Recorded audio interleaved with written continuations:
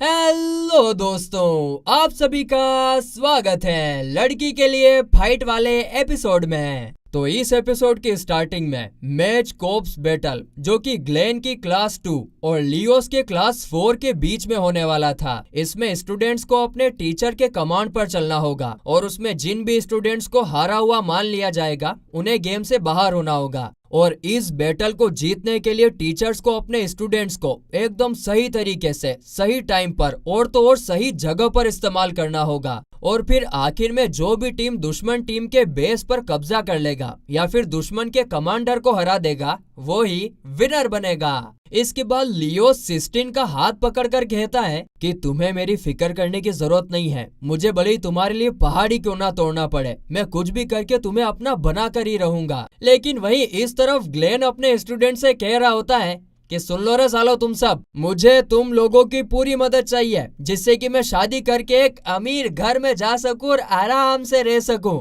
जो सुनकर उसके स्टूडेंट सोचते हैं कि अगर हमारा बस चलता ना तो हम जानबूझकर ही हार जाते। तो वहीं इस तरफ एक लड़की आकर सिस्टीन से पूछती है कि क्या तुम सच में जीतने वाले से शादी करने वाली हो, जिस पर सिस्टीन कहती है अरे नहीं यार, ऐसा कुछ नहीं है, ये सब उन दोनों ने खुद से ही बना लिया है। तुम तो जानती हो इन लड़कों को, लड़कियों के पीछे एक नंबर के पगलेट रहते हैं। लेकिन तभी फिर वो सोचने लगती हैं कि शायद ग्लेन ना मुझसे सच में शादी करना चाहता है। और फिर इसके चलते तो वो देवी जी ख्याली पुलाव पकाने लगती है जहाँ पर ग्लेन ने लियोस को मार भी दिया है और उससे शादी के लिए पूछ रहा है। अरे देवी जी रुको रुको, थोड़ा ब्रेक लगाओ। पर फिर वो ज्यादा देर होने से पहले होश में आ जाती है। इसके बाद अगले सीन में मैच स्टार्ट होता है जहाँ पर क्लास 4 के स्टूडेंट 3 मेन सेल्स स्ट्रेटेजी का इस्तेमाल करके क्लास 2 के ऊपर भारी पड़ रहे थे। ये देखकर लियोस अपनी दूसरी चाल भी चल देता है जहाँ पर वो क्लास 2 की हर एक यूनिट की तरफ एक साथ काफी सारे स्टूडेंट भेजने लगता है जिससे कि वो मैच वहीं पर खत्म हो जाए।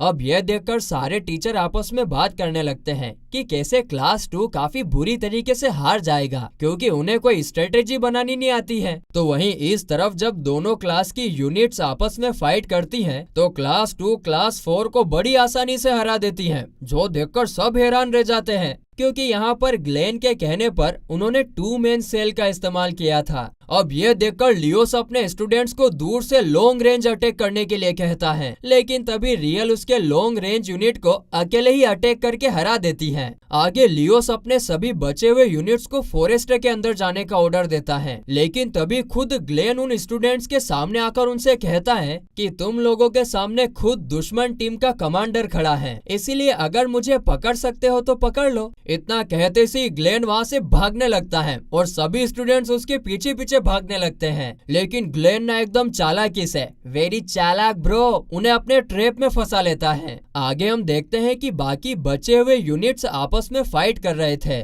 लेकिन उनका मैच टाइम लिमिट के अंदर खत्म नहीं हो पाता है और इसकी वजह से उनको ये मैच ड्रॉ करना पड़ता है।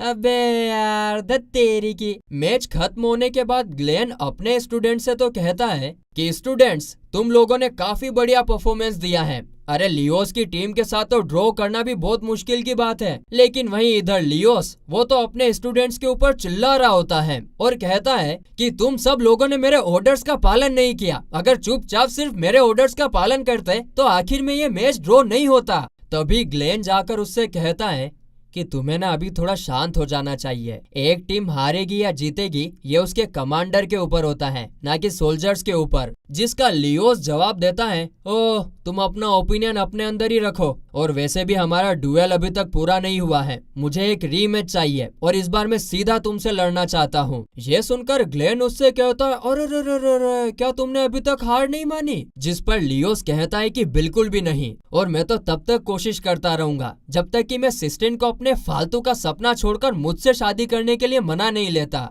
तो फिर ग्लेन भी कहता है कि देख बेटा, अगर ऐसी बात है ना तो मैं भी पैसों के लिए शादी करने पर हार नहीं मानने वाला हूँ। उसी वक्त सिस्टिन आकर उन दोनों को ये सब रोकने के लिए कहती है और कहती है कि तुम लोगों को क्या मैं क्या सामान दिख रही हूँ जो तुम लोग मुझे ऐसे इनाम रख रहे हो? तभी ग्लेन उसे रोकते हुए लियोस से कहता है कि हम कल सुबह फाइट करेंगे। जिस पर लियोस कहता है कि अब कह दिया है तो पीछे मत हटना। तो ग्लेन कहता है सिर्फ एक लड़ाई जीतकर सारी जिंदगी ऐशो आराम कर सकता हूँ, इसलिए पीछे हटने का तो सवाल ही नहीं उठता। मगर तभी अचानक से सिस्टीन उसे खींच के थप्पड़ मार के कहती है कि मैं तुमसे नफरत करती हूँ, और वहाँ से रोते रोते भाग जाती है।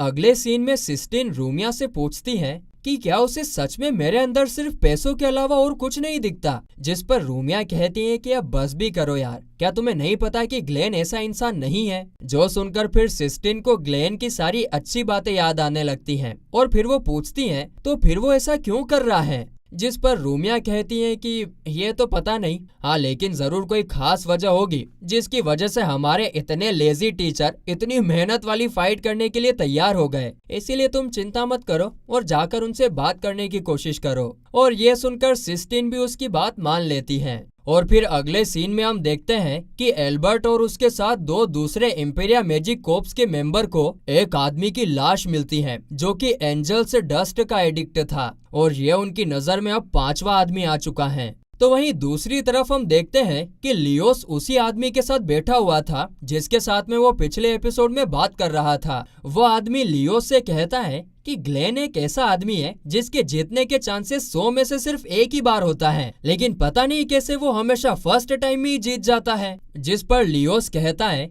कि तुम उसकी काफी ज्यादा तारीफ करते हो, लेकिन फिर भी वो थर्ड क्लास मेज मेरा कुछ भी नहीं उखाड़ सकता, और इस बार तो मैं सिस्टीन को अपना बना कर ही रहूंगा।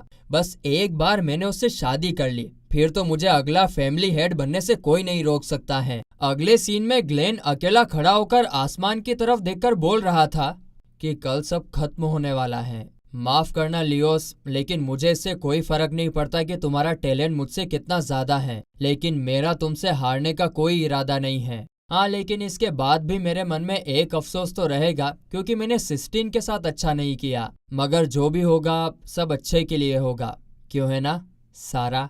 तभी पीछे से सिस्टीन आ जाती है और सवालों की लड़ी लगा देती है कि मैंने तुम्हारे साथ गलत किया है का क्या मतलब है, और ये सारा कौन है, और ये तुम मुझे बताओगी कि तुमने लियोस को चैलेंज क्यों किया है। जिस पर ग्लेन कहता है कि देखो मैंने तुमको ये काफी बार बताया तो है कि मैं ये सब पैसों के लिए कर रहा हूँ, क्योंकि मुझे अब सारी जिंदगी काम नहीं करना है यार, अब इसीलिए मैं उसका फायदा उठा रहा हूँ। इतना बोलकर फिर वो 2 पल के लिए रुक जाता है और कहता है कि तुम मुझे सारा की याद दिलाती हो। काफी साल पहले ना एक लड़का हुआ करता था जो कि मेज ऑफ जस्टिस बनने का सपना देखता था, और इसी वजह से उसने खूब पढ़ाई करी और आगे जाकर इंपीरियल आर्मी का एक मेज भी बन गया था। लेकिन फिर एक दिन उसे अपने मैजिक से नफरत होने लगी जिसे वो काफी प्यार किया करता था, लेकिन फिर भी उस लड़के ने कभी भी सपना देखना नहीं छोड़ा, और वो इसलिए क्योंकि उसके पास एक ऐसी दोस्त थी जो उसके सपनों को सपोर्ट करती थी। हालांकि एक मिशन के दौरान उस बेवकूफ लड़के ने उस लड़की को मरने के लिए छोड़ दिया था,